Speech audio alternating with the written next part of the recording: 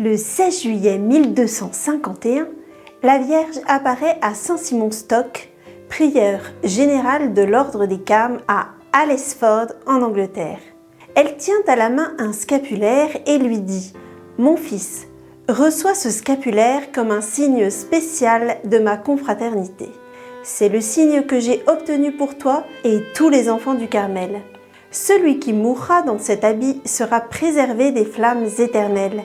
C'est un signe de salut, de protection contre le danger, une garantie de paix et d'alliance éternelle. » Le scapulaire est une copie en miniature de l'habit que les moines portaient en signe de leur vocation à Jésus-Christ et à la Vierge Marie.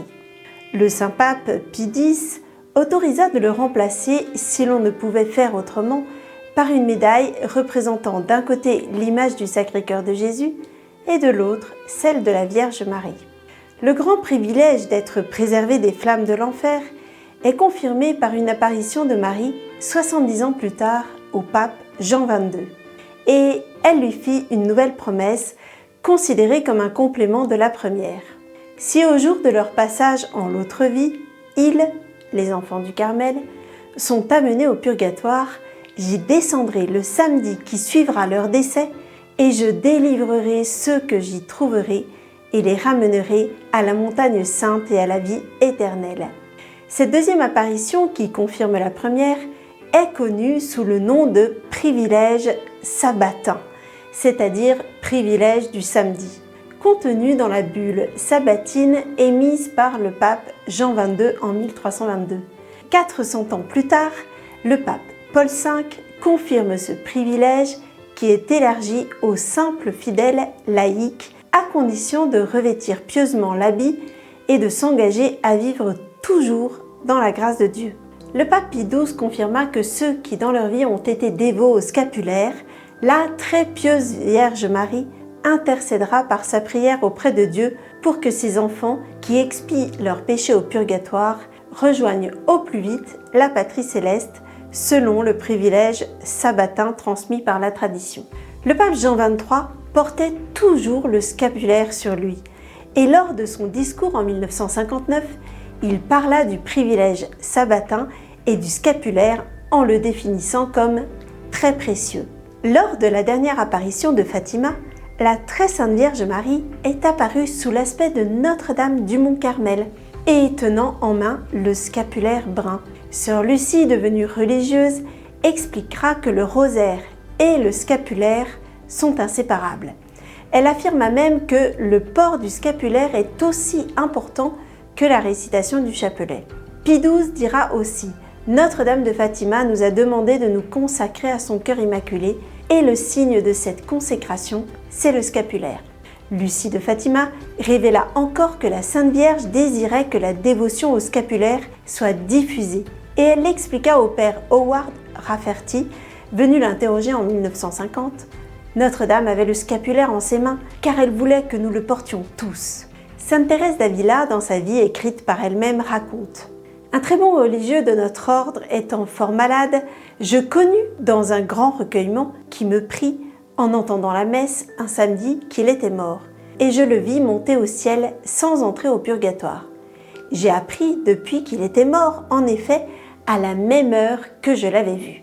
Je fus fort étonnée de ce qu'il n'avait pas passé par le purgatoire, mais il me fut dit que s'il l'avait évité, c'est qu'il avait suivi fidèlement la règle de sa profession et avait bénéficié de la grâce accordée à l'ordre par les bulles particulières touchant les peines du purgatoire. » Enfin, la Sainte Vierge Marie montre encore sa prédilection pour le scapulaire lorsqu'elle apparaît pour la dernière fois à Bernadette de Lourdes un 16 juillet 1858, c'est-à-dire le jour anniversaire où Notre-Dame est apparue au Saint-Carme anglais Saint-Simon-Stock et lui a remis le scapulaire miraculeux du Carmel.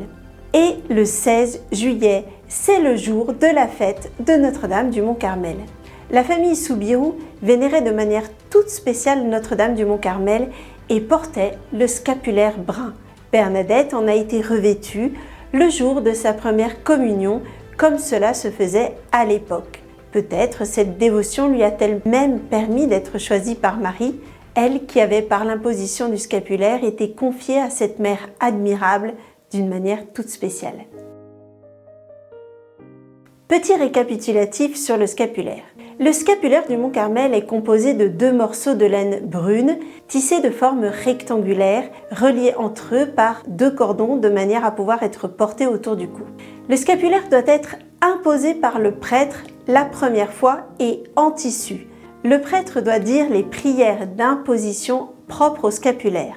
La promesse principale faite par Marie au port du scapulaire est la préservation de l'enfer, sans condition particulière, sinon celle de recevoir le scapulaire avec une intention droite et de le porter au moment de la mort. Pour la délivrance du purgatoire, le samedi qui suit la mort, 3 conditions sont requises.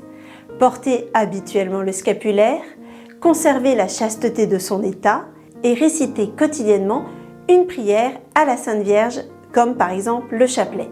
Une indulgence plénière, c'est-à-dire la remise de la totalité des peines dues à nos péchés, est accordée plusieurs jours dans l'année aux personnes qui portent le scapulaire, comme par exemple le jour où l'on reçoit pour la première fois le scapulaire, la fête de Notre-Dame du Mont Carmel le 16 juillet, et d'autres jours comme la Sainte-Élie le 20 juillet, Sainte Thérèse de l'Enfant Jésus le 1er octobre, et tous les saints de l'Ordre du Carmel, soit le 14 novembre, Sainte Thérèse de Jésus le 15 octobre, Saint Jean de la Croix le 14 décembre et Saint Simon Stock le 16 mai. Avec bien sûr les conditions habituelles pour les indulgences plénières, c'est-à-dire la communion le jour même, la confession dans les 8 jours avant ou après l'indulgence et les prières aux intentions du pape. Le scapulaire doit être porté de manière continuelle et peut être dissimulé sous les vêtements. Il est béni une fois pour toutes lors de l'imposition. Lorsque le scapulaire est sali ou usé, on peut donc le remplacer sans aucune nouvelle cérémonie de bénédiction ou d'imposition. Le scapulaire usé doit être brûlé de manière à ne pas risquer d'être profané. Celui qui cesse de le porter ne bénéficie plus des promesses de Marie, mais il peut le porter à nouveau sans se le refaire imposer, même après des années. Le pape Pie X a permis de porter le scapulaire en médaille. On peut donc, avec la médaille du scapulaire, bénéficier des promesses de la Très Sainte Vierge. Il faut toutefois remarquer que la médaille ne peut être imposée. Il est donc indispensable de recevoir, selon les normes prescrites ci-dessus, un premier scapulaire en tissu. Seulement après, on peut le remplacer par la médaille préalablement bénite. Cependant, il faut insister sur le fait que l'Église préfère le scapulaire en étoffe parce que celui-ci représente mieux le vêtement donné par la Sainte Vierge à Saint Simon Stock. La concession de la médaille n'est qu'une dispense et les papes, Saint Pie X et Benoît XV, l'ont octroyée. Ils ont ajouté qu'ils désiraient que les fidèles continuent à porter, si possible, le scapulaire en laine. Lorsqu'il avait 4 ans, la maman de Carlo Acutis lui avait offert une chaîne en or avec une médaille du scapulaire de la Vierge Marie du Mont Carmel. Elle avait été donnée par la grand-mère d'Antonia le jour du baptême de Carlo. Et à 7 ans, un prêtre carme lui avait imposé. À partir de ce jour-là, il ne l'a plus jamais quittée. Il disait de cette façon « Jésus et la Vierge seront toujours près de mon cœur ». Il alternait le scapulaire en tissu et le scapulaire en médaille. Plus tard, il distribuait des scapulaires à de nombreuses personnes. Le scapulaire était l'une des dévotions à laquelle Carlo était le plus attaché. Est-ce que je connaissais l'histoire du scapulaire? Ai-je envie de le porter? Aujourd'hui, nous vous invitons, en cette fête de la Sainte Vierge, à aller à la messe et de prendre un temps de prière auprès d'une image de Marie. Au nom du Père, du Fils et du Saint-Esprit. Amen. Ô Marie, fleur et beauté du Carmel, vigne fructueuse, splendeur du ciel, Vierge et Mère du Fils de Dieu, penche-toi vers nous dans nos nécessités. Ô étoile de la mer, viens à notre aide et montre-toi notre Mère. Sainte Marie, Mère de Dieu, nous t'implorons humblement du fond de notre cœur, que rien ne résiste à ton intercession toute puissante. Notre-Dame du Mont Carmel, prie pour nous.